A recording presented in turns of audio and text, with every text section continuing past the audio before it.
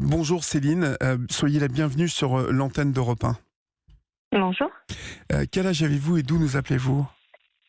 J'appelle de l'Isère et j'ai 39 ans, bientôt 39 ans, 40. d'accord.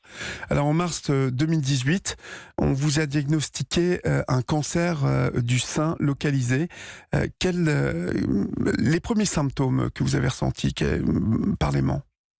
Moi, j'ai ressenti une masse au niveau de mon sein quelques mois auparavant.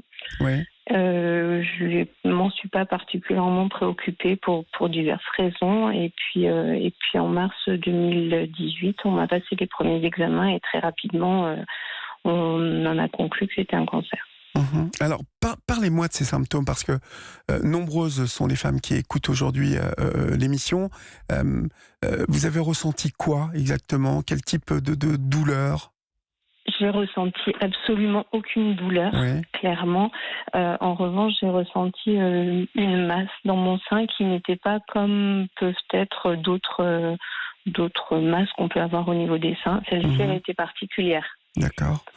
Quand on vous a prononcé le diagnostic, qu'est-ce que vous avez ressenti exactement?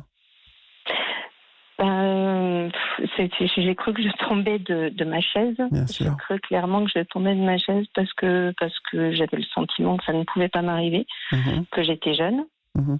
Et qu'il n'y avait aucune raison que ça m'arrive.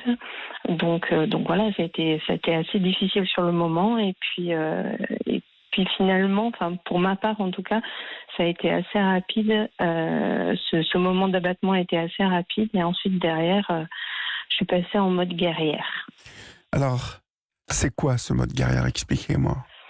Ce mode guerrière, c'est l'envie de se battre, l'envie de se dire qu'on a un combat à mener, qu'il faut nécessairement qu'on le gagne. Et voilà. Ça Et veut du dire, coup, ça veut dire qu'on se refuse à accepter la maladie. pour ma part, je me suis refusée, pas à accepter parce qu'elle est là et elle était là et voilà. Mhm. Mais par contre, je me suis refusée à me laisser faire par la D'accord. maladie. Alors, comment fait-on? On se conditionne mentalement? On se conditionne mentalement, on se conditionne à recevoir un traitement de chimiothérapie, on se conditionne à supporter ce qui va pouvoir se passer et accepter. Quelque part, c'est une acceptation. Mhm. Est-ce que vous aviez des antécédents familiaux? Aucun. Aucun. Et comment ont réagi vos parents à l'annonce de votre maladie? Ça a été difficile pour eux, ça a été difficile parce que avoir un enfant qui tombe malade, je crois qu'il n'y a rien de pire. Mhm. Ça a été extrêmement difficile pour mes parents et pour mon entourage proche. Mes parents, mon mari, mes enfants. Comment se transforme le quotidien lorsque on a une telle annonce? C'est du combat. C'est au jour le jour. C'est ne pas se projeter trop loin dans l'immédiat, Ouais. prendre les choses une par une. Essayer de ne pas réfléchir au pire. Ça, c'est pas toujours évident. Ouais. Mais voilà, essayer de ne pas réfléchir au pire et puis avancer. À chaque jour suffit sa peine. Mhm.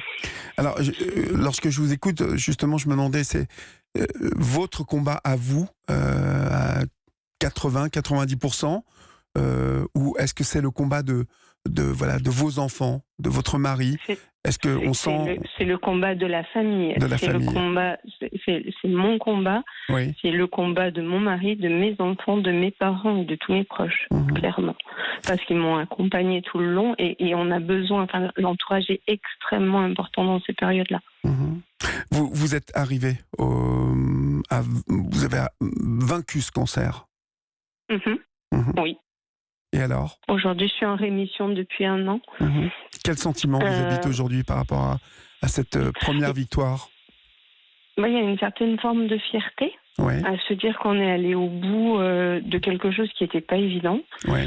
Il y a aussi le sentiment de se dire qu'il faut se réapproprier son corps et il faut se réapproprier ses émotions qui ont été malmenées par la maladie. Mhm.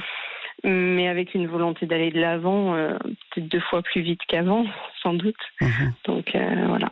Ça doit en tout cas décupler pas mal de de notions, de valeurs, voilà, de rapport à la vie, en tout cas, qu'on peut avoir, auquel on ne fait pas spécialement attention. Et lorsqu'on traverse une épreuve comme celle-ci, à mon avis, on se met à faire attention à beaucoup plus de choses.